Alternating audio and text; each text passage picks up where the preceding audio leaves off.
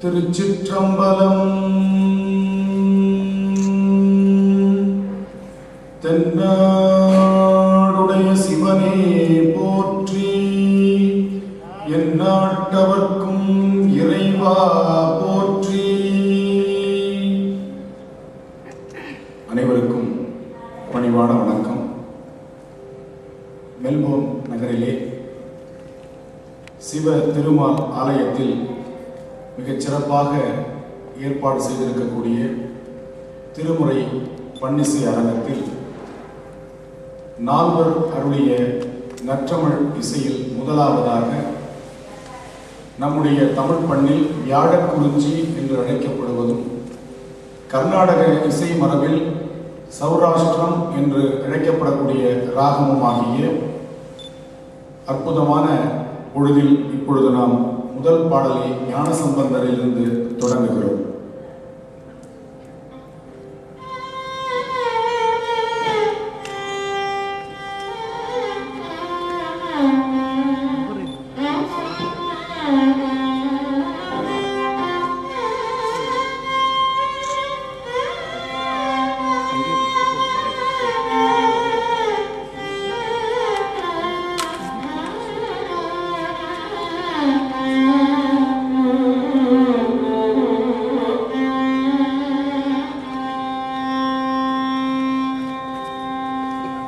பிடியதன் ஒரு ஊமை கொளமிகு கரியது,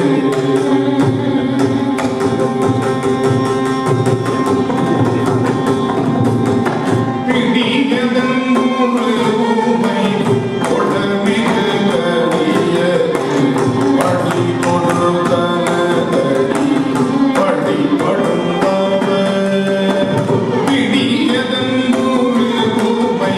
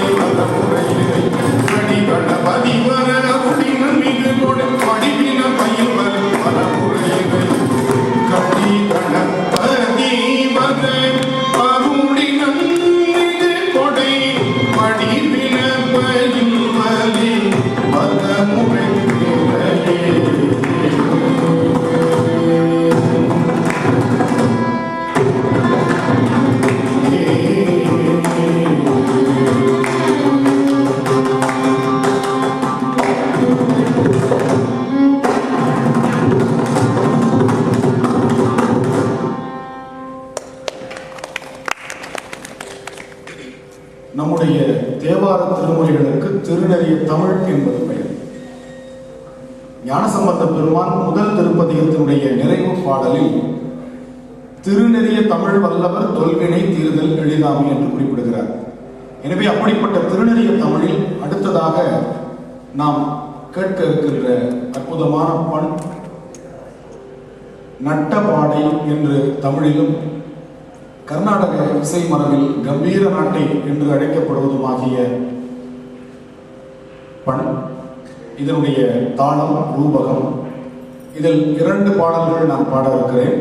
முதலாவதாக நினைக்க முக்தி தரும் தலமாகிய திருவண்ணாமலை தேவாரமும் நம்முடைய திருக்கேதீச்சரம் என்று சொல்லக்கூடிய ஈழநாட்டு தலத்தையும் இணைத்து நட்டபாடை பண்ணில் இப்பொழுது அடியில் பாட இருக்கிறேன். ஞானசம்பந்த பெருமான் முதலாக தொடங்கிய பண் நட்டபாடை பண். காரணம், நட்டபாடை பண்ணிற்கு 5 ஸ்வரங்கள் உண்டு. ச க ம ப நீ.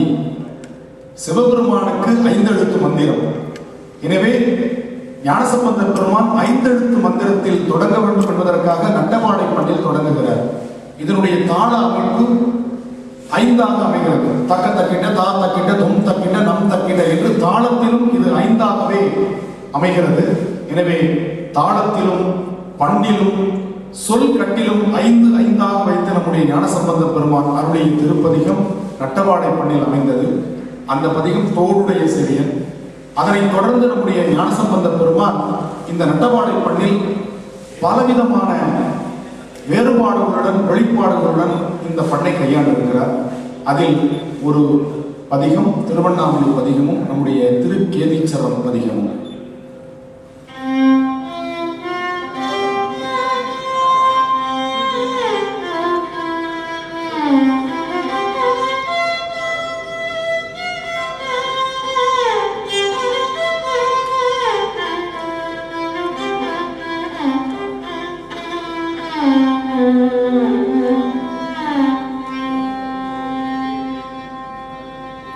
உண்ணாமுலை உமையா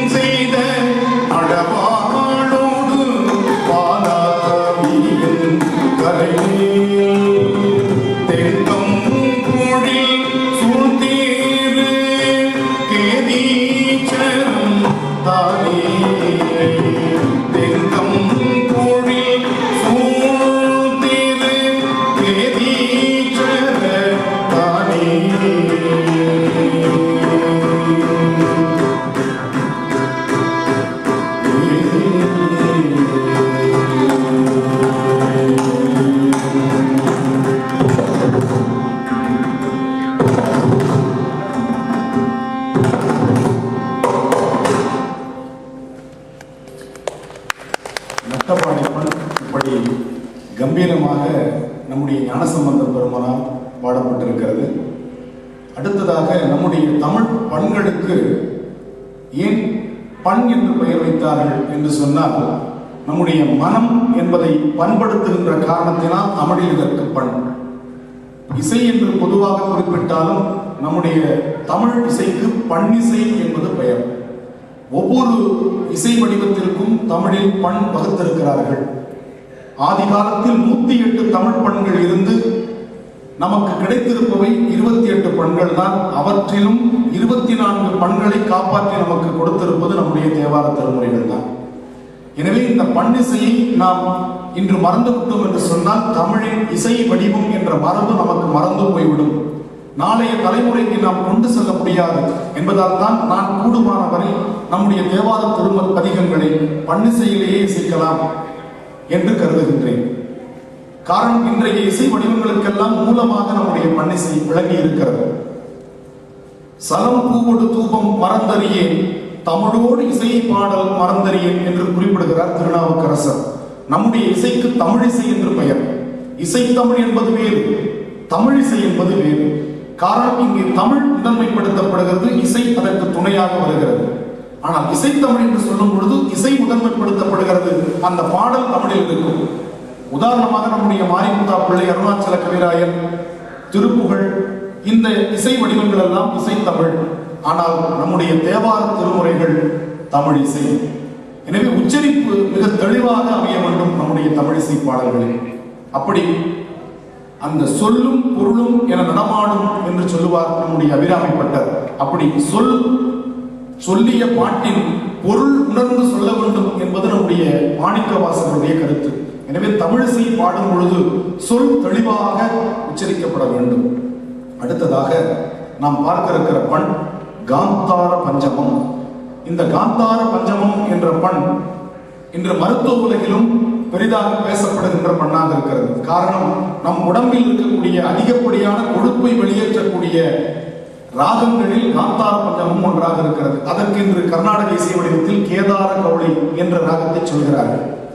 இந்த கேதார கவுளை காந்தார பஞ்சமம் என்ற பண்ணை நாம் பாடும் பொழுது நம்முடைய உடம்பில் வெப்பம் அதிகரித்து அதிகப்படியான கொழுப்பு கலோரியாக எரிக்கப்படுகிறது என்று இசை மருத்துவ ஆராய்ச்சியில் கண்டுபிடித்திருக்கிறார்கள். நம்முடைய முன்னவர்கள் அந்த காலத்திலேயே இந்த பண்ணை எல்லாம் பாடி வைத்திருக்கிறார்கள். எனவே இது பக்தி பாடல், இது வழிபாட்டு பாடல், இது கோவிலில் பாட வேண்டிய பாடல் என்று நாம் நினைத்துவிடக் கூடாது. நம்முடைய உடலையும் உள்ளத்தையும் உயிரையும் சரியானபடி இயக்கக்கூடிய இசை நம்முடைய தமிழிசை என்பதை நாம் புரிந்து கொள்ள வேண்டும். இந்த கேதார கவுளை என்று சொல்லுகின்ற ராகத்திற்கு தமிழில் காந்தார பஞ்சமம் என்ற பண். இதில் 2 பாடல்கள் நான் பாட இருக்கிறேன். ஒன்று நம்முடைய திருநாவுக்கரசர் அருடைய, இரண்டாவது நம்முடைய ஞானசம்பந்தன் அருடைய திருப்பதிகம்.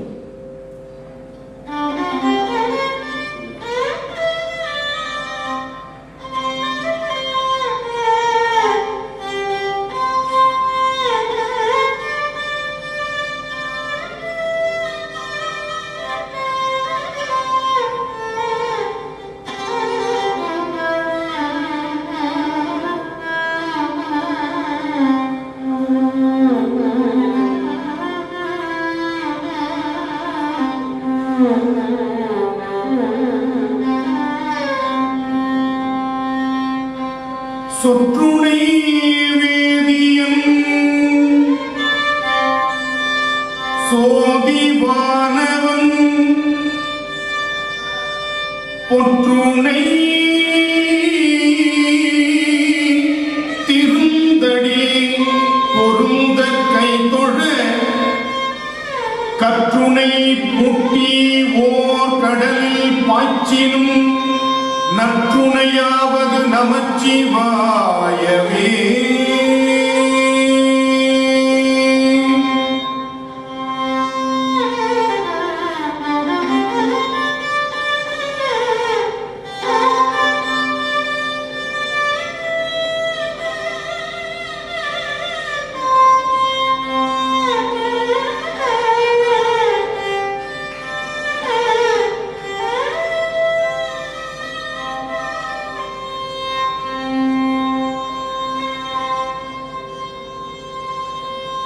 இடரினும் தளரினும் எனதுரு தொடரினும் உணர்கடல் தொழுதெழுவேன். இடரினும் தளரினும் எனதுரு தொடரினும் உணர்கடல் தொழுதெழுவேன். இடரினும் தளரினும் எனதுரு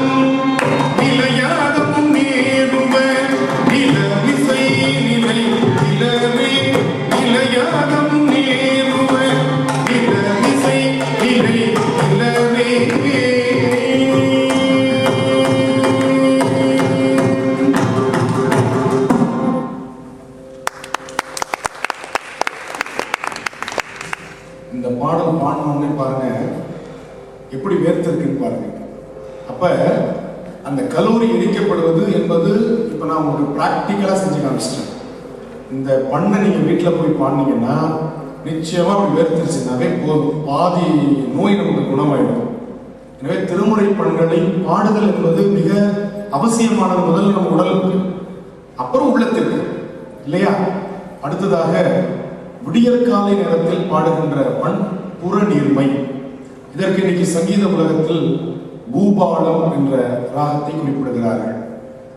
காலையில் நம்மை புத்துணர்ச்சியுடன் எழ வைக்கின்ற அற்புதமான பண் புறநீர்மை பண். ஞானசம்பந்தர், சுந்தரமூர்த்தி சுவாமிகள் இந்த பண்ணை மிக அதிகமாக பாடியிருக்கிறார்கள். நம்முடைய ஞானசம்பந்த பெருமான் மதுரை என்று இன்று அழைக்கப்படுகின்ற தமிழகத்து திருத்தலம் அன்றைய தினம் திரு ஆலவாய் என்று அழைக்கப்பட்டது. அந்த தலத்திற்கு செல்லும் பொழுது விடியற்காலை பொழுது. எனவே அந்த நேரத்தில் இந்த புறநீர்மை என்கின்ற பூபால பண்ணில் ஞானசம்பந்த பெருமான் பாடியருடைய திருப்பதிகம் அற்புதமான பதிகம். அதை நாம் இப்பொழுது செவிமடுக்க இருக்கிறோம். அதனைத் தொடர்ந்து திருகோணமலை என்று அழைக்கப்படுகின்ற நம்முடைய ஈழத்து திருமுறை தலம், அந்த தலத்து திருப்பாடலும் இதே புறநீர்மை பண்ணில் அமைந்தது. எனவே இந்த 2 பாடல்களையும் இப்பொழுது நாம் கேட்க இருக்கிறோம். Mm-hmm.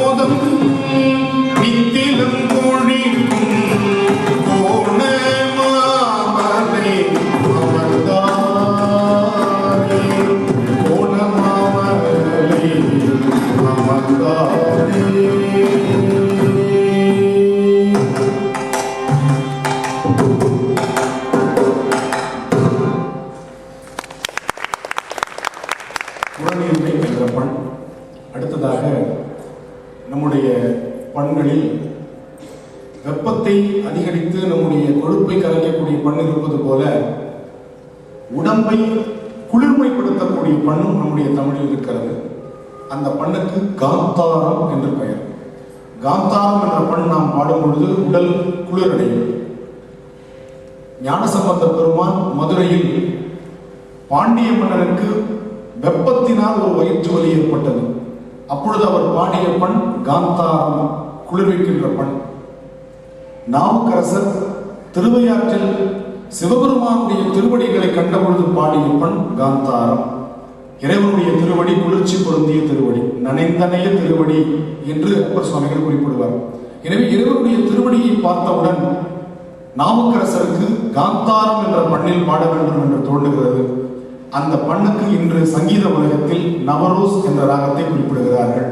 மத்தியம ஸ்ருதியில் பாடுகின்ற அற்புதமான திருப்பதிகம் இது. கண்ணை மூடி நீங்க கேட்டீங்கன்னா இறைவனோடு நீங்க பேசலாம். அந்த திருவடி உங்களுடைய மனக்கண்ணில் தோன்றும்.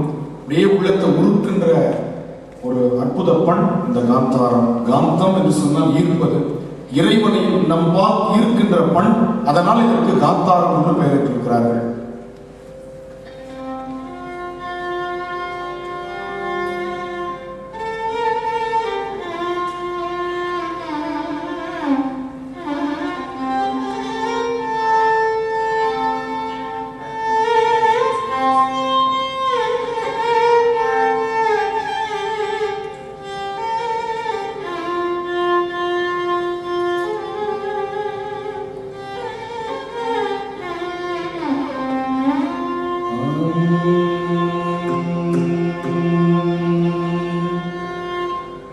மாதர் பீரை கண்ணியானே மலையான் மகளும் பாடி,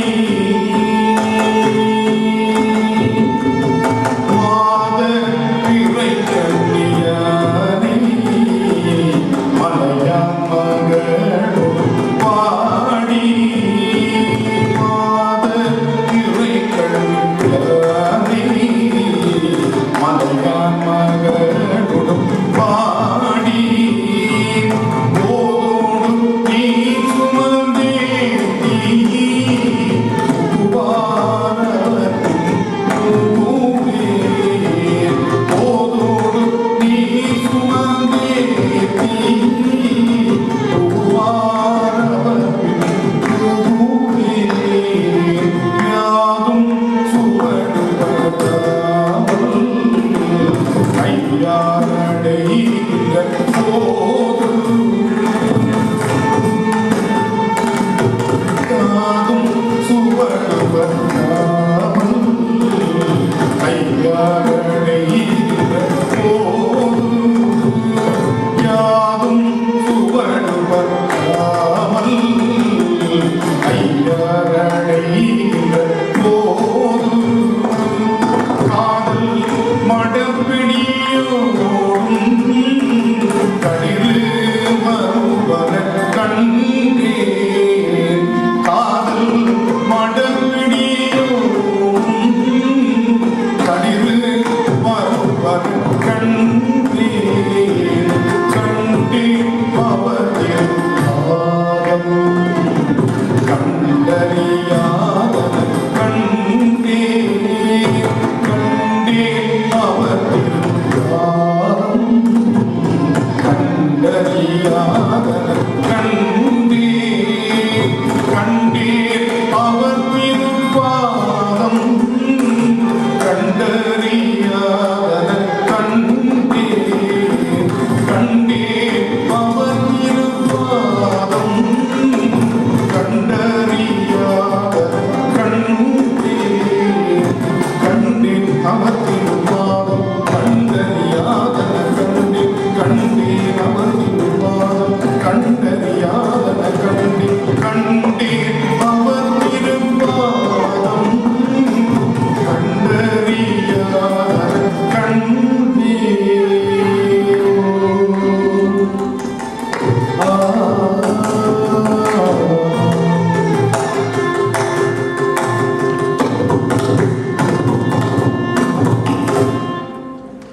இப்படி உருக்கமான ராகங்களும் நம்முடைய தமிழ் பண்ணிசையில் விளங்குகின்றன. நம்முடைய தமிழில்தான் மனித பிறவியும் வேண்டுவதே இந்த மாநிலத்தை என்று கேட்கிறார்கள். மனித பிறவி வேண்டும், உலகத்தில் உள்ள சமயங்கள் எல்லாம் பிறவி வேண்டாம், இந்த பிறவியே பாவத்தின் பாற்பட்டது என்றெல்லாம் சொல்லிக் கொண்டிருக்கின்ற சூழலில் சைவம் இந்த பிறவி வாய்த்தது நம் தமக்கு இது ஓர் பிறவி மதித்திடுமின் என்று சொன்னார்கள். இந்த பிறவியை மதிக்க வேண்டும் என்று சைவமும் வைணவமும் தான் சொன்னது.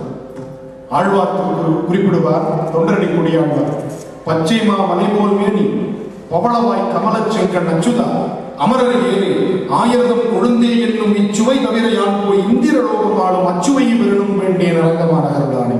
எனவே மனிதராக பிறந்து தொண்டு செய்வதில் தான் பெருமை இருக்கிறது என்று ஆழ்வார்களும், குனித்த புருவம் கொவ்வை செவ்வாயில் குமன் சிரிப்பும் பனித்த சடையும் பவளம் போல் மேனியில் பால் வண்டியும் இனித்த முடைய எடுத்த ஒரு பாதமும் காணப்பெற்றால் மனித பிறவியும் வேண்டுவதே இந்த மாநிலத்தில். உலகத்திற்கே பிறவியினுடைய பெருமையை சொன்னது நம்முடைய தமிழ் இனம், மறந்து போகக்கூடாது. அப்படிப்பட்ட இன வரலாற்றை உடையவர்கள் தான். நமக்கென்று ஒரு தனிப்பட்ட பண்பு உண்டு, அடையாளம் உண்டு, இன வரலாறு உண்டு, அதை நாம் மறந்து போகக்கூடாது.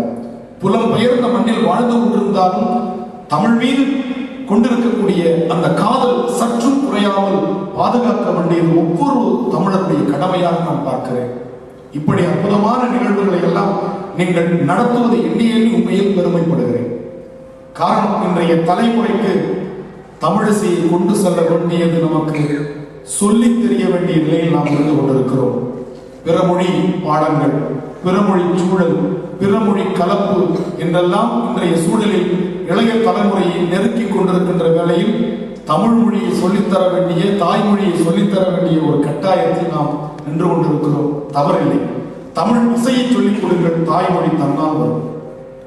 தனியாக மொழியை கற்பித்தால் அவர்கள் பேச மாட்டார்கள். இசை வாயிலாக நீங்கள் கொடுத்து பாருங்கள். பக்தி கூட அவர்கள் அறிவுரையாக சொல்லவில்லை, இசை வாயிலாக சொன்னார்கள். உடனே அந்த பக்தி மிகப்பெரிய வெற்றி பெற்றது, பக்தி இயக்கமாக அது பரிணமித்தது. எனவே இசை மூலமாக நாம் ஒன்றை சொல்லும் பொழுது அது பெருவெற்றி அடையும். இந்த வெற்றியை கண்டவர்கள் நம்முடைய நாயன்மார்கள், ஆழ்வார்கள். அடுத்ததாக நம்முடைய பண் தக்கேசி என்று அழைக்கப்படுகின்ற பண். இந்த பண் இன்று சங்கீத உலகத்தில் காம்போதி என்ற ராகத்தில் பாடப்படுகிறது. நம்முடைய ஞானசம்பந்த பெருமானும் சுந்தரமூர்த்தி சுவாமிகளும் அதிகமான பதிகங்கள் தக்கேசி பண்ணில் பாடியிருக்கிறார்கள். அதில் ஞானசம்பந்தனுடைய தேவாரம் இப்பொழுது நாம் பார்க்க இருக்கிறோம். நம்முடைய சைவ சமயத்தில் தொன்று தொட்டு பேசப்படுகின்ற ஒரு விடயம் என்னவென்று சொன்னால், திருவாரூரில் பிறக்க முக்தி. நாம் கேட்கலாம், திருவாரூரில் பிறக்கவில்லை, நாம் மெல்போர்ன் நகரில் பிறந்திருக்கிறோம், எங்களுக்கெல்லாம் முக்தி கிடையாதா? இன்றைய தலைமுறை கேட்கும். உடனே அடுத்தபடியாக சொல்கிறார்கள், காசியில் இறக்க முக்தி. பிறப்பே நம்முடைய கையில் இல்லாத பொழுது இறப்பு எங்கு நிகழும் என்பது யாருக்கு தெரியும்? எனவே காசியில் இறப்பது என்பது நம்மால் முடிவு செய்ய முடியாத ஒரு நிலை. அடுத்ததாக சொல்கிறார்கள், சிதம்பரம் தரிசிக்க முக்தி. எப்படி எளிமைப்படுத்திக் கொண்டு வருகிறார்கள் சமயத்தில், நம்முடைய சைவத்தில். சிதம்பரம் தரிசிக்க முக்தி. இன்று காலம் விரைவாக சென்று கொண்டிருக்கின்ற வேளையில் சிதம்பரத்திற்கு செல்வதற்கெல்லாம் எங்களுக்கு நேரம் இல்லை, முக்தி கிடையாதா? இளைய தலைமுறை கேட்கும். அடுத்து சொல்லுகிறார்கள், திருக்காலத்தி பிரவேச முக்தி. சிதம்பரத்துக்கு போய் திருச்சிற்றம்பலத்தில் நடராச பெருமான பார்த்தா தான் முக்தி. ஆனா திருக்காலத்தி ஊர் வயா, அந்த வழியா போனவே முக்தியா? ஊருக்குள்ள போக வேண்டாம், அந்த ஊர் வழியா நமக்கு போனவே முக்தி. அடுத்து எளிமைப்படுத்தினாங்க, சிதம்பரத்துக்கு போக முடியலன்னு சொல்றாங்க, எப்படி திருக்காலத்துக்கு போக முடியும்? எனவே எங்களுக்கு முக்தி உண்டா இல்லையா? நிறைவாக நம்முடைய சைவ சமயம் சொன்னது, திருவண்ணாமலையை நினைக்க முக்தி. இந்த திருவண்ணாமலையை நீங்க நினைப்பதற்கு திருவண்ணாமலை செல்ல வேண்டியதில்லை. மெல்போர்னிலிருந்து நினைக்கலாம், மலேசியாவிலிருந்து நினைக்கலாம், கனடாவிலிருந்து நினைக்கலாம், அமெரிக்காவிலிருந்து நினைக்கலாம். இதற்கு நீங்க செல்ல வேண்டியதில்லை, செலவு பண்ண வேண்டியதில்லை. நினைக்கிற இடத்திலேயே முக்தியை தரும் தலம் திருவண்ணாமலை என்று சொன்னார்கள். இதை நான் சொல்லல, திருஞான சம்பந்தர் சொல்கிறார், நினைத்து தொழுவார் பாவம் தீர்ப்பார், நிமலன் உரை கோயில் அனைத்தும் சென்று திரளும் சாரல் அண்ணாமலையார். எங்கிருந்து நினைத்தாலும் அவருடைய பாவத்தை அங்கிருந்து இறைவன் தீர்த்து வைக்கின்றான் என்ற கருத்தில் ஞானசம்பந்தர் அவருடைய திருப்பதிகம் தக்கேசி பண்ணில் அமைந்தது. சங்கீத உலகத்தில் காம்போதி ராகம்.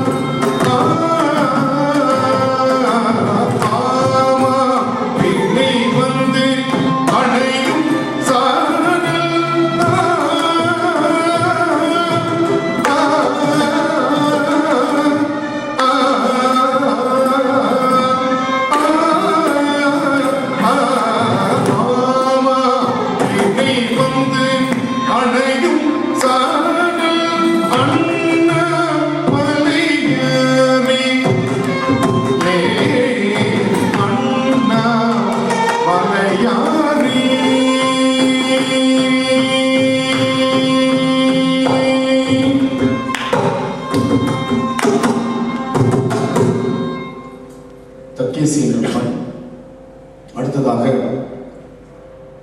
நம்முடைய பசி நிறைய பேருக்கு இன்னைக்கு இருக்க மாட்டேங்குது இல்லையா? வேளா வேலைக்கு சரியா பசிக்க மாட்டேங்குதுன்னு சொல்லி நிறைய பேர் மருத்துவரை போய் கேட்குறாங்க, எனக்கு பசிக்க மாட்டேங்குதுங்க அப்படின்னு. நம் உண்ட உணவு செரிமானம் குறைவாக இருக்கின்ற காரணத்தினால் பசி ஏற்பட மாட்டேங்குது. இப்போ இந்த பசிக்க வைக்கிறதுக்கு ஒரு ராகம் இருக்கா அப்படின்னா தமிழ்ல பண்ணு இருக்கு. அந்த பண்ணுக்கு தமிழ்ல பஞ்சமம் என்று பேரு, சங்கீதத்தில் ஆகிரி என்று பேரு இருக்கு. இந்த பண் பாத்தீங்கன்னா கடுமையா பசி எடுக்கும், டைஜஷன் நல்ல பிரமாதம் நடக்கும். அப்படின்னா நீங்க கேட்டு பாருங்க, கேட்டுட்டு இந்த பண்ணை பாடி பார்க்கணும், அது ரொம்ப முக்கியம் இல்லையா? இனிப்பு பத்தி நான் 1 மணி நேரம் பாடம் எடுத்தாலும் இனிப்பை நீங்க சாப்பிட்டா தான் அதை அனுபவிக்க முடியும். இனிப்பு என்பது இப்படியெல்லாம் இருக்கும் என்று நான் பட்டியலுக்கு சொன்னேன்னா 1 மணி நேரம் 2 மணி நேரம் பேசினாலும் அதை பத்தி நம்ம புரிஞ்சுக்க முடியாது. ஒரு அரை துண்டு இனிப்பு எடுத்து நம்ம கையில கொடுத்தோம்னா இதுதான் இனிப்பு என்று புரிந்து கொள்ளும். அது மாதிரி நான் இங்க அறிமுகப்படுத்திடுறேன், நீங்க போய் வீட்டில் செஞ்சு பாருங்க, பிராக்டிக்கலா இதை நீங்க உணர முடியும். அப்படிப்பட்ட அற்புதமான பஞ்சமம் ஞானசம்பந்தரும் சுந்தரரும் பாடியிருக்கிறாங்க. இப்ப நம்ம பார்க்க இருக்கிற தேவாரம் சுந்தரமூர்த்தி சுவாமிகள் திரு கைலாயம் செல்லும் பொழுது பாடிய அற்புதமான திருப்பதிகம் இந்த பஞ்சம பண்ணில் அமைந்த பதிகம். இந்த பண்ணிற்கு மருத்துவ ரீதியாக ஒரு பலன், பிளட் பிரஷரை கண்ட்ரோல் பண்ற ராகத்துல 4 ராகத்தில் இருக்கும். இரத்த அழுத்த நோயை குணப்படுத்தக்கூடிய 4 ராகங்கள் சொல்லியிருக்கிறாங்க. 1 சிவரஞ்சனி, 2வது ஆகிரி, 3வது சாமா, 4வது நவரோஸ். இந்த 4ம் பிளட் பிரஷரை கண்ட்ரோல் பண்ணணும். பிளட் பிரஷர் கண்ட்ரோல் பண்ணாவே சக்கரை வியாதி வராதுன்னு அர்த்தம். இது 2ம் ரொம்ப நெருக்கமான நோய்கள். எனவே பிளட் பிரஷரை நம்ம நார்மலா வச்சிருந்தா சக்கரை நோய் வராது. அதுக்கு என்ன பண்ணணும்னா இந்த 4 பண்கள்ல ஒரு பண்ணை நம்ம எடுத்து பாடினா போதும், பிராக்டிஸ் பண்ணினா போதும். நான் சிவரஞ்சனியும் அடுத்து பாடி காட்ட போறேன். இப்பொழுது பஞ்சமம் ஆகிரி ராகத்தில்.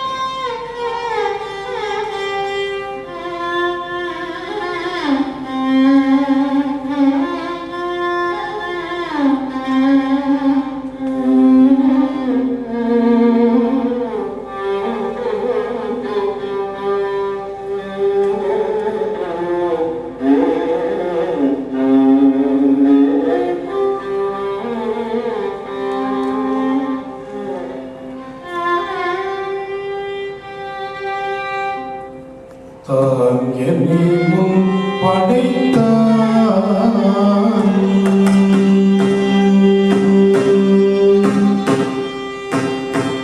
தான் என்னை முன் படைத்தான், அது அறிந்து கண் பொன்னடிக்கே.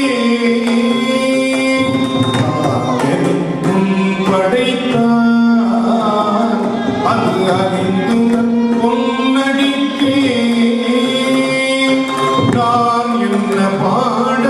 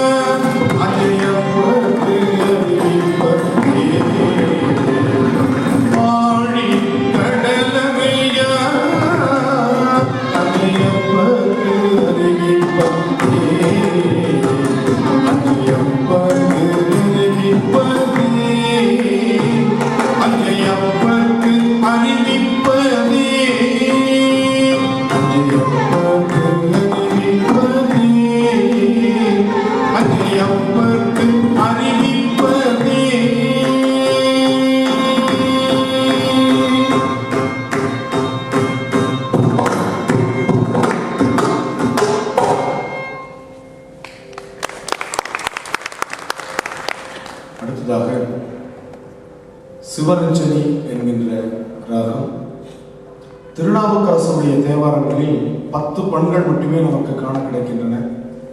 திருக்குறுந்தொகை என்று அழைக்கக்கூடிய 5ஆம் திருமுறைகளுக்கு பண் இல்லை, அந்த பாடல்களுக்கு பண் இல்லை. எனவே அவற்றை சிவரஞ்சனி, சகானா, காம்பூதி, நீலாம்பரி இது போன்ற உருக்கமான ராகங்களில் பாடுவது நம்முடைய மரபாக இருந்திருக்கிறது. சிதம்பர தல தேவாரம் இறைவன் நினைப்பவருடைய மனம் கோயிலா கொள்பவன் என்ற கருத்தில் திருநாவுக்கரசரால் பாடப்பட்ட தேவாரம். இறைவன் இந்த மனத்தை கோவில் கொள்ளுகிறான். திருமூலர் குறிப்பிடுவார் உள்ளம் பெருங்கோயில் என்று. எனவே இந்த மனம்தான் இறைவன் இருக்கக்கூடிய ஆலயம். அப்படிப்பட்ட இந்த மனதை நாம் தூய்மையாக போட வேண்டும். அப்படிப்பட்ட இடத்தில் தான் இறைவன் விரும்பி கோயில் கொள்ளுகிறான் என்ற கருத்தில் நாவுக்கரசருடைய தேவாரம் சிவரஞ்சனி என்கிற ராகம்.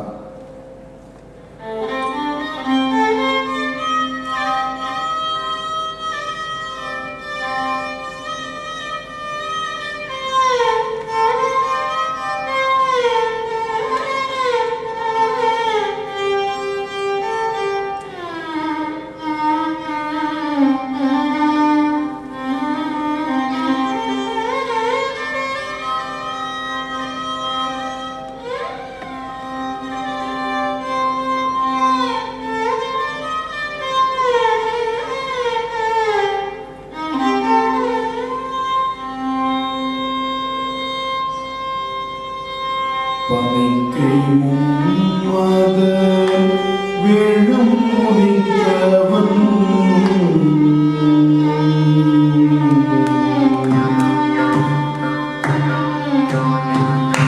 பனைக்கை முன்மத வேணும் முடித்தவன் நினைப்பவர் மனம் கோயிலா மத விழும் முடித்தவன்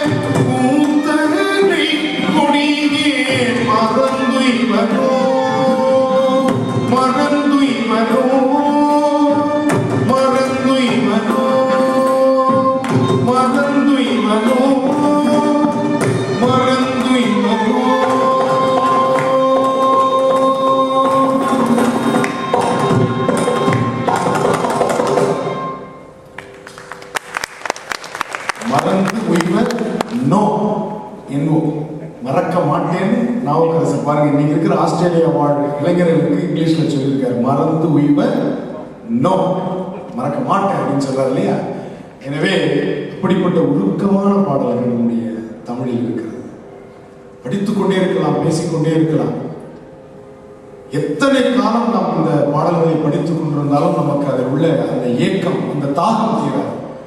படிக்க படிக்க படிக்க இன்பம். இருந்தமிழே முன்னால் இருந்தேன் இவையோர் விருந்து அமிர்தம் என்றாலும் வேண்டும். தமிழை விட்டுட்டு உனக்கு அமிர்தத்தை தரேன்னு சொன்னா, எனக்கு அமிர்தம் வேணா தமிழ் தான் வேணும்னு கேட்டாரா தமிழ் விடுத்துவதனுடைய புலவர். அப்படிப்பட்ட அமிர்தம் தமிழ் அமிர்தம். நம்முடைய தமிழ் இருக்கு பாருங்க, அது உச்சரிக்கும் பொழுதே பக்தியின் மொழி என்று சொல்கிறார்கள். தமிழ் பக்தியின் மொழி. ஆங்கிலம் உலக உறவு மொழி, கமர்சியல் லாங்குவேஜ். கிரேக்கம் தத்துவ மொழி, இத்தாலி காதல் மொழி, சமஸ்கிருதம் வேத மொழி, தமிழ் பக்தி மொழி. சொன்னவர் சேவியர் தனிநாயக மொழிகள். பாருங்க, பிற சமயத்தவர்கள் தமிழை படிச்சுட்டு தமிழ் பக்தியின் மொழின்னு சொல்லியிருக்கிறாங்க. ஜியு போப் இங்க வந்தார். எதற்காக வந்தார்னா மதம் பரப்புறதுக்காக வந்தார். அப்ப அவர் தமிழ் மொழியில் தமிழ் மக்களுக்கு சொல்லி மதத்தை பரப்ப வேண்டிய கட்டாயம். எனவே தமிழ் படிக்க ஆரம்பிச்சார். வந்த வேலையை விட்டுட்டு தமிழை மொழிட்டார். திருக்குறளை படிச்ச உடனே இந்த மொழியில் உள்ள இந்த திருக்குறளை உலகம் முழுக்க மொழிபெயர்த்து கொடுக்கணும்னு சொல்லி ஆங்கிலத்தில் மொழிபெயர்க்கிறார். திருக்குறளை மொழிபெயர்த்து முடிக்கும் பொழுது அவருக்கு வயது 80. அந்த நேரத்தில் அவருக்கு திருவாசகம் கிடைச்சது. திருவாசகத்தை படிச்சுட்டு இதை எப்படியாவது உலகத்தில் கொடுத்துடணுமே நினைத்த ஒரு ஜியு போப். நம் சமயத்தவர் அல்ல, நம் நாட்டவர் அல்ல, நம் இனத்தவர் அல்ல. இந்த திருவாசகத்தை எப்படியாவது நான் ஆங்கிலத்தில் மொழிபெயர்க்கிறேன் அந்த நூலை எடுத்துக்கிட்டு சாந்தோம்ல இருக்கிற சர்ச்சுக்கு போனார். நடந்த வரலாற்றை சொல்லுகிறேன் தமிழர்களே. சாந்தோம்ல கொண்டு போய் சர்ச்சில் வச்சு ப்ரே பண்றார். என்ன தெரியுமா? இந்த நூலை ஆங்கிலத்தில் மொழிபெயர்த்து முடிக்கும் வரை என்னுடைய ஆயுளை நீட்டித்துக் கொடு இறைவான். நினைத்தது நடந்தது. அந்த நூலை மொழிபெயர்த்துட்டு 6 வருஷம் உயிரோடு இருந்தார். திருவாசகம் முழுமையாக ஆங்கிலத்தில் ஜியு போப் அவர்களால் மொழிபெயர்க்கப்பட்டது. மறந்துவிட முடியாது. அப்படிப்பட்ட தமிழ் நம்முடைய தமிழ். அதில் அவர் மொழிபெயர்க்கும் பொழுது தன்னை மறந்த நிலையில் பல இடங்களில் அவர் அழுதிருக்கிறார். அதனால் அவருடைய மொழிபெயர்ப்பில் பல இடங்கள் கலைந்திருந்தன. உதவியாளர் கேட்கும் பொழுது என்னை மறந்து அழுத இடங்கள் அவை என்று சொல்கிறார். ஏன்னா அந்த காலத்துல இங்கு பேனா தான், இன்னைக்கு இருக்கிற மாதிரி பால் பாயிண்ட் பேனாலாம் கிடையாது. அதனால அவர் மொழிபெயர்க்கும் பொழுது அழுத இடங்கள்லாம் கலைந்திருந்தது. அப்படிப்பட்ட வேற்று சமயத்தவர், வேற்று நாட்டவர், வேற்று மொழியினரை கூட உருக்கக்கூடிய மொழி நம்முடைய தமிழ் மொழி. விட்டுறலாமா? விட்டுறலாமா?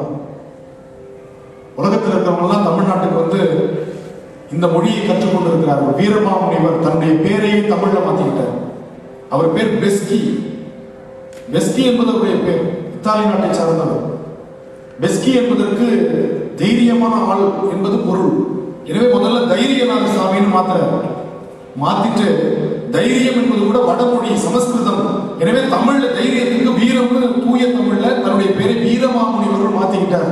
அவர் சமாதி அடைந்தது தமிழகத்தில், தஞ்சை மாவட்டத்தில் அரியலூர் பக்கத்துல திருக்காவலூர் என்ற இடத்துலதான் அவர் சமாதி அடைந்திருக்கார். தமிழ் மண்ணிலேயே நான் என்னுடைய உயிரை நீக்க வேண்டும் என்று இத்தாலி நாட்டுக்காரர் வந்தார். இதெல்லாம் வரலாறு. இன்று வந்தால் நீங்க பார்க்கலாம். முதல்ல தமிழ்ல டிக்ஷனரி போட்டது வீரமாமுனிவர். அதுவரை தமிழ் டிக்ஷனரியே கிடையாது. அகராதி என்று சொல்லுகின்ற டிக்ஷனரி தமிழ்ல இல்லை. உருவாக்குனவர் யார் தெரியுமா? வீரமாமுனிவர் என்ற இத்தாலி நாட்டுக்காரர். தமிழ்ல வீரமாமுனிவர் தேம்பாவணி என்ற காவியத்தை படைத்து காட்டுகிறார். பெரிய புராணம், சேக்கிழாருடைய பெரிய புராணம், கம்பனுடைய ராமாயணம் தான் எனக்கு தேம்பாவணி என்ற காவியத்தை படைப்பதற்கு துணையாக நின்றன என்று வீரமாமுனிவர் குறிப்பிடுகிறார். அப்படிப்பட்ட தமிழ். எனவே அந்த தமிழ் நம்முடைய உயிரோடு கலந்த தமிழ், உறவோடு கலந்த தமிழ் இளைய தலைமுறைக்கு கொடுப்பதில் நாம் முன்னிற்பதில். இன்னைக்கு பரதநாட்டிய அரங்கேற்றம் நடத்தணும்.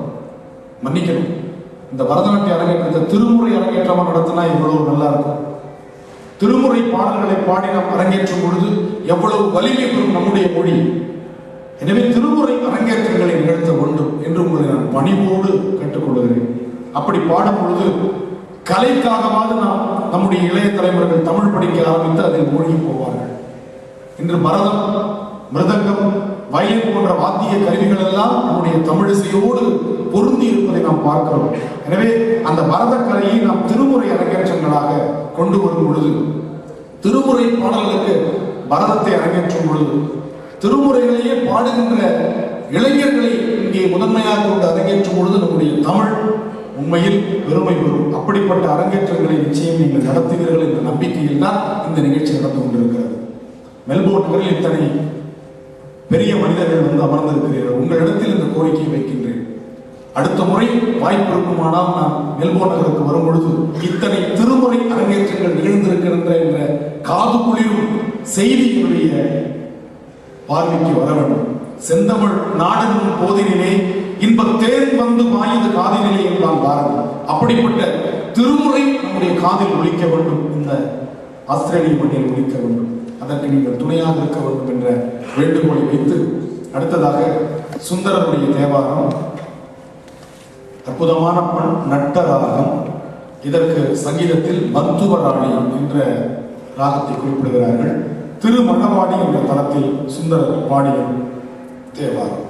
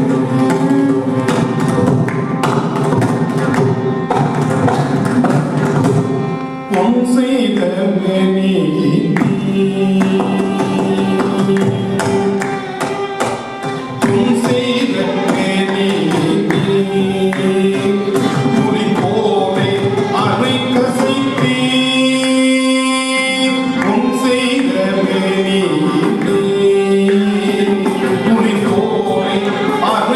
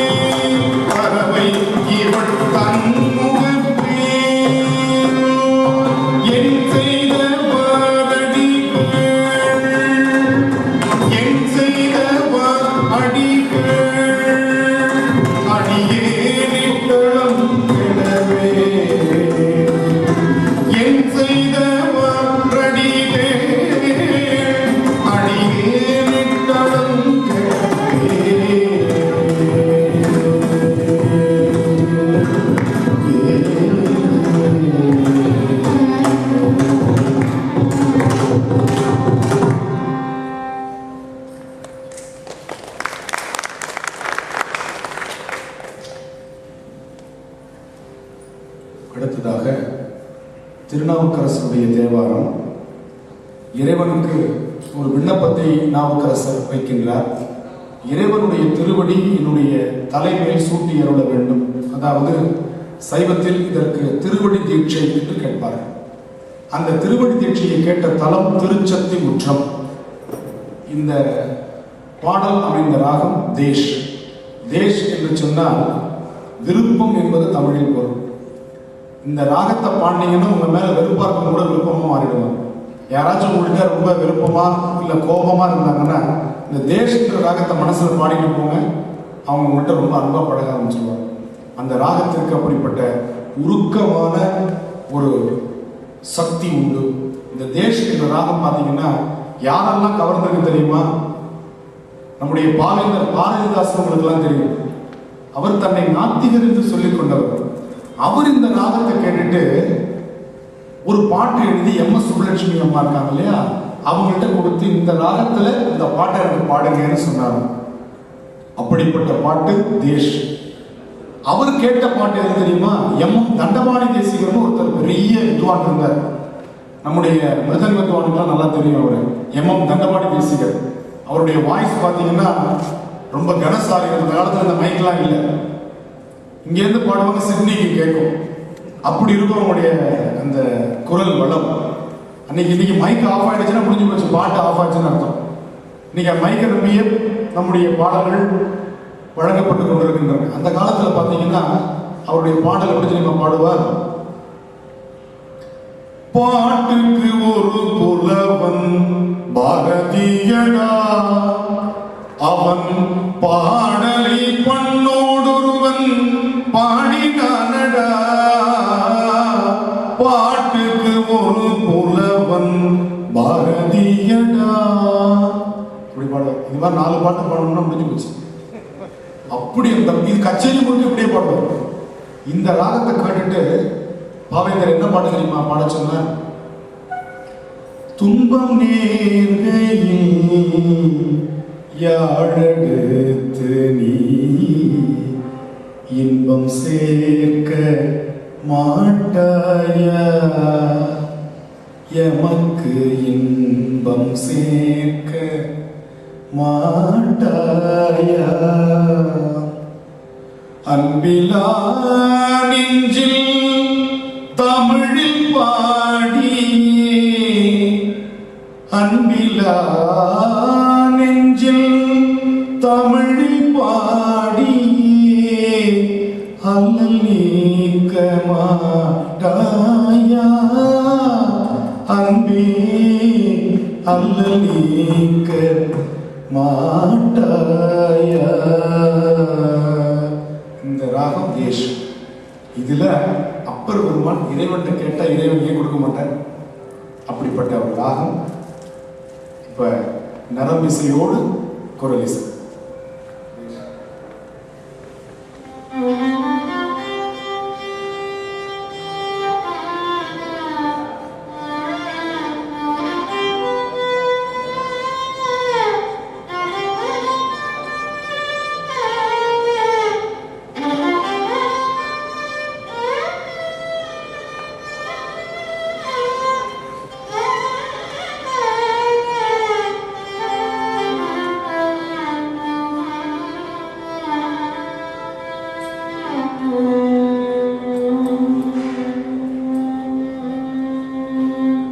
கோவாய் முடுகி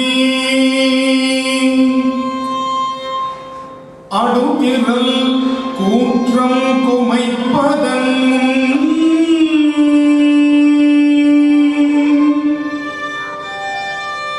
அடுகிரல் கூற்றம் குமைப்பதன் பூவாரடி சுவடு என்மேல் பொறித்துவை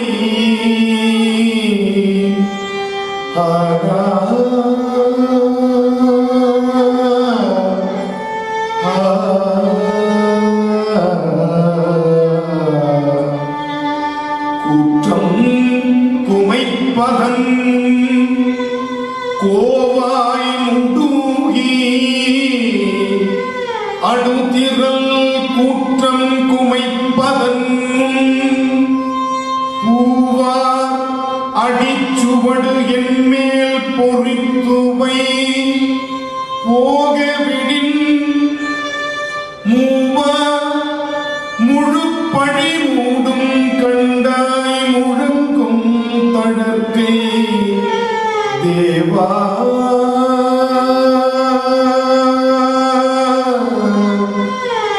தேவா முழங்கும் தழற்கை தேவா திருச்சத்தி முற்றத்து உரையும் சிவக்கொழுந்தே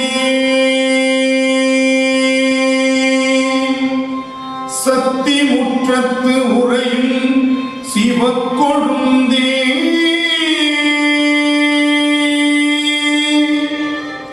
சத்தி முற்றத்து உரையும் சிவக்கொழுந்தே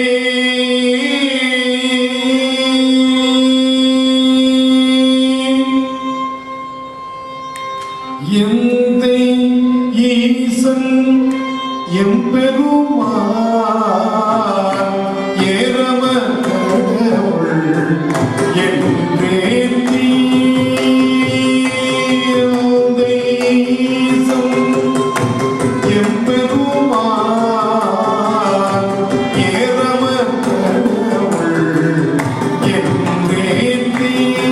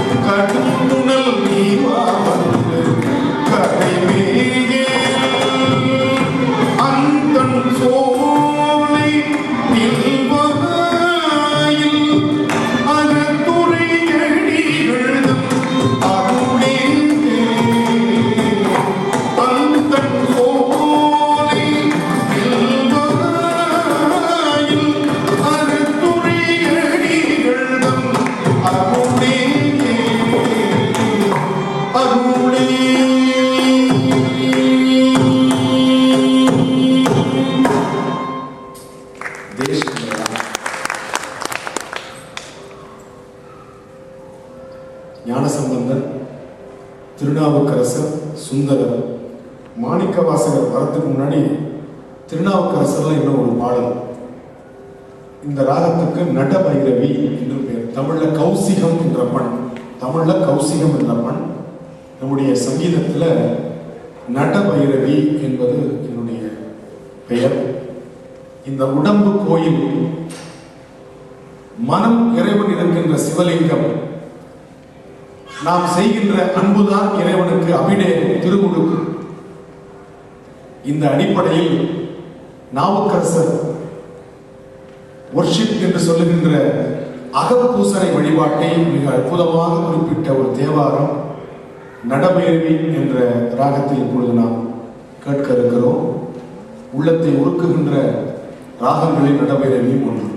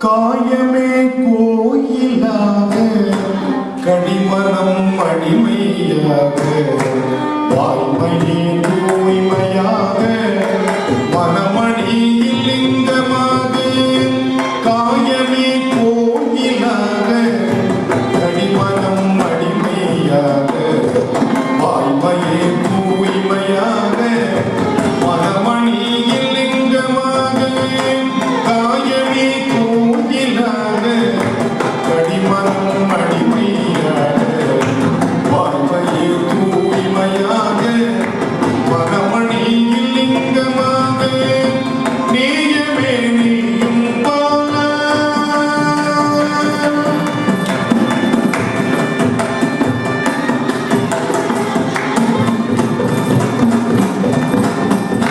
நேயமே நீயும் பால நிறைய நிறமையாக்கி நேயமே நீயும் பால நிறைய நிறமையாக்கி பூசணி ஈசனுக்கு போற்றவே காட்டினோமே நேயமே நீயும் பால நிறைய நிறமையாக்கி பூசணி ஈசனுக்கு போற்றவே காட்டினோமே நேயமே நீயும் பால நிறைய நிறமையாக்கி பூசணி ஈசனுக்கு போற்றவே காட்டினோமே மெய்மையா உழவை செய்து மெய்மையா உழவை செய்து திருப்பெரும் வித்தை பொய்மையா கடையை வாங்கி பொறையெனும் நீரை பாய்ச்சி மெய்மையா உழவை செய்து திருப்பெரும் வித்தை பொய்மையா கடையை வாங்கி பொறையெனும் நீரை பாய்ச்சி தம்மையும் நோக்கி கண்டு தகவிலும் கேளிட்டு செம்மையுள் நிற்பராகி சிவகதி விளையும் அன்றே தம்மையும் நோக்கி கண்டு தகவிலும் வேலியிட்டு செம்மையுள் நிற்பராகி சிவகதி விளையும் அன்றே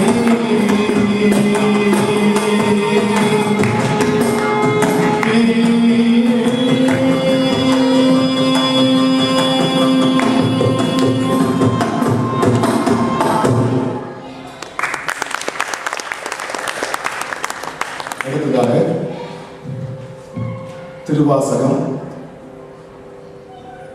தி போன் மெல்டிங் சாங் என்று அழைக்கப்படக்கூடிய சிறப்பு திருவாசகத்திற்கு உண்டு. இது எலும்பையும் உருக்கும் பாட்டு என்று சொன்னார்கள்.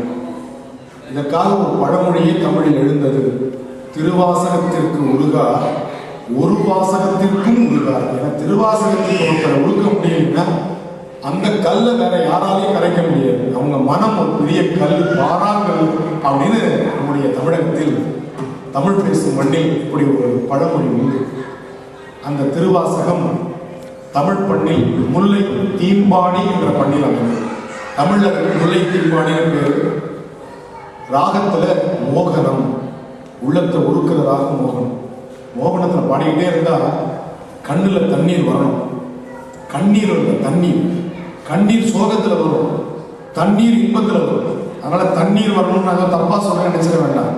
கண்ணீர் சோகத்தில் வருவது, கண்களில் இருந்து தண்ணீர் ஆனந்தத்தில் வருவது. எனவே திருவாசகம் பாடினா கண்ணில் தண்ணீர் அப்படியே வெளியில வரதுக்கு துடிக்கணும். அப்படி வரலன்னா நான் சரியா பாடலன்னு அர்த்தம், திருவாசகத்தை விலகு வர. அப்படி ஒரு அற்புதமான பண் முல்லை தீம்பாணி. இதனுடைய ராகம் மோகன்.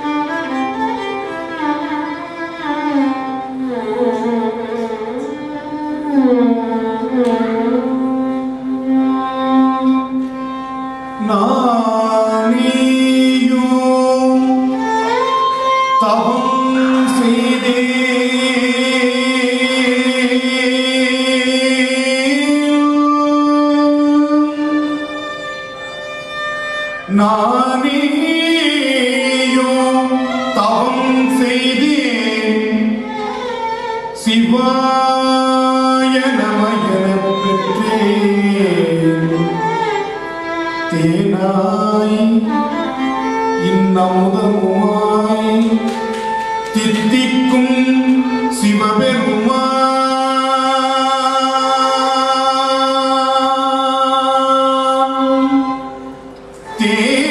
தேனாய் தித்திக்கும் சிவபெருமான்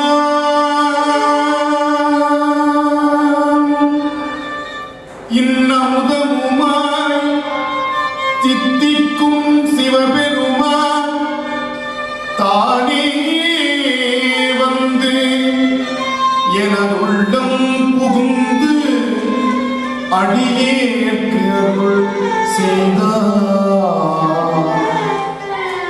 தேனாய் தித்திக்கும் சிவபெருமான் அருள் செய்தான். இன்னமுதமுமாய் தித்திக்கும் சிவபெருமான் தானே வந்து எனதுள்ளம் புகுந்து அடியேற்கு அருள் செய்தான். ஊனாரும் உயிர் வாழ்க்கை ஒருத்தன்றே வெறுத்திடவே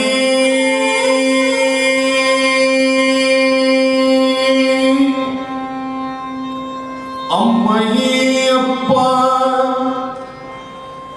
ஒப்பில மணியே அன்பினில் விளைந்த ஆறுதே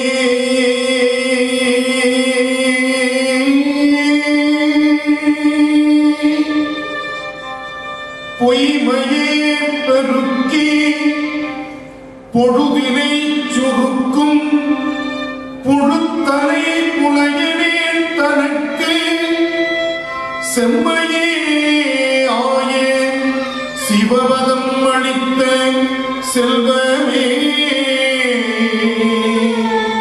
சிவபெருமானே இம்மையே உன்னை சிக்கன பிடித்தே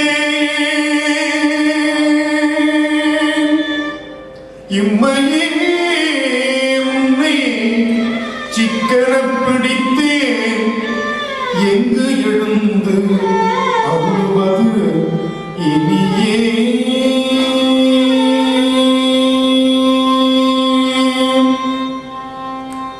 பூதங்களை தாங்கி புலனாகி பொருளாகி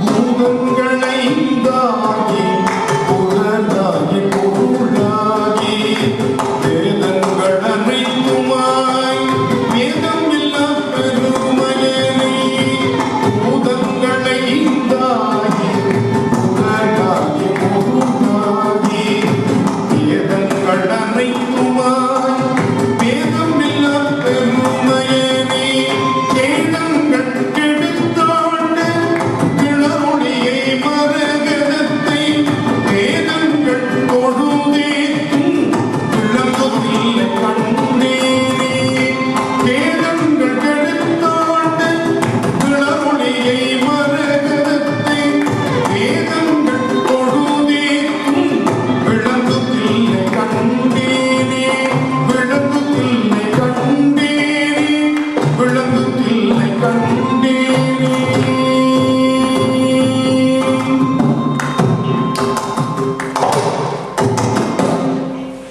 திருவாசகம் உள்ளத்தை நம்பால் இறைவனை இருக்கக்கூடிய அந்த பதிவும் திருவாசகம். நேரத்தின் அருமை கருதி ஏன்னா மிகச்சரியாக 9 மணிக்கு நிறைவு செய்யணும்னு சொல்லியிருக்காங்க. அதற்கு முன்னாடி சில அறிவிப்புகளை நான் சொல்லணும். நாளை இதே இடத்தில் பயிலரங்கம் நடைபெற இருக்கிறது. சொற்பொழிவுகள் நடைபெறுகின்றன. எனவே இந்த பயிலரங்கம் சொற்பொழிவுகள் இளைஞர்களுக்கு மட்டுமல்ல பெரியவர்களுக்கும். எனவே நாளை இதை விட 3 மடங்கு 4 மடங்கு உங்களுடைய நண்பர்களுக்கெல்லாம் உறவினர்களுக்கெல்லாம் சொல்லி அழைத்து வர வேண்டும் என்ற வேண்டுகோளை பணிவோடு வைக்கின்றேன். நாளை 9 மணி முதல் மாலை 4 மணி வரை இடைவேளையோடு மிகச் சிறப்பான ஒரு பயிலரங்கம், சைவ சமயத்தை குறித்த பயிலரங்கம் நிகழ இருக்கிறது. காலையில் நம்முடைய சைவ சமயம் சார்ந்தவர்கள் நாம் என்பதில் பெருமிதம் கொள்வோம் என்ற தலைப்பில் ஒரு சொற்பொழிவும் அதனைத் தொடர்ந்து வினாவிடையாக இன்டராக்ஷன் செக்ஷனாக அது நடைபெற இருக்கிறது. பிற்பகலில் 1 மணி நேரம் திருப்புகழ் குறித்த சொற்பொழிவும் அதனைத் தொடர்ந்து 1 மணி நேரம் நம்முடைய தமிழ் பக்தி இலக்கியங்கள் குறித்தும் சைவ சித்தாந்தம் குறித்தும் ஒரு சொற்பொழிவு நிகழ இருக்கிறது, இசை சொற்பொழிவாக. அதனைத் தொடர்ந்து நாளை மறுநாள் மிகப்பெரிய இதே போன்று இதை விட இரட்டிப்பு பாடல்களோடு, புதிய பாடல்களோடு, இன்னைக்கு வந்த பாட்டு நாளான்னைக்கு வராது. ஞாயிற்றுக்கிழமை 3 மணி முதல் 7 மணி வரை 4 மணி நேரம் இசை மரபும் இன் தமிழும் என்ற தலைப்பில் மிகப்பெரிய நிகழ்ச்சி இங்கே நடைபெற இருக்கிறது. எனவே இதை உங்கள் நண்பர்களுக்கெல்லாம் சொல்லி நீங்கள் அழைத்து வர வேண்டும் என்ற ஒரு பணிவோடு நான் தெரிவித்து, அடுத்ததாக நம்முடைய திருமூலர் அருளிய திருமந்திரம்.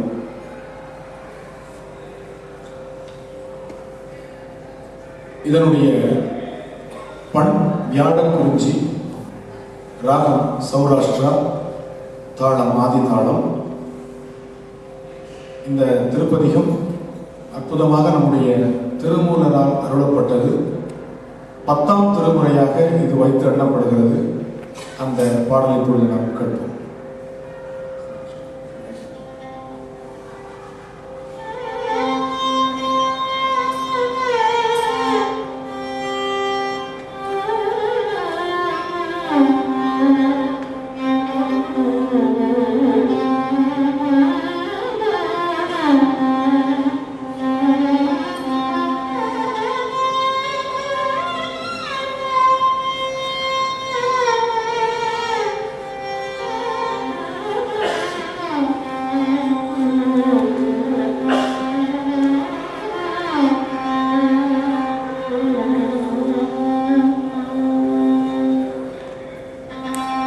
சிவ சிவ என்கிற தீவினையாள